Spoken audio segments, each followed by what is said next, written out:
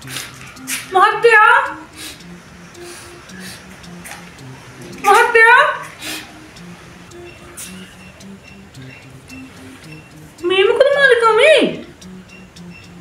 නෝනේ අනේ නෝනේ කොන්දේ මාරුවක් ඇදලා නෝනේ කෙලින් හිටගෙන ඉන්න බෑ දුම වේදනාවක් නෝනේ දැන් ඉන්නේ ඉතින් මොකටද වැඩ කරන්න බෑ ඔය කොන්දේ මාරුවක් වැඩ කරන්න පුළුවන් ඒක තමයි නෝනේ මම මාතර කෝල් එකක් කරන් කිව්වා මට කොන්දේ මාරුවක් ඇදලා නැගිට ගන්නවත් විදියක් නෑ මට අද එන්න විදියක් නෑ කියලා නෝනේ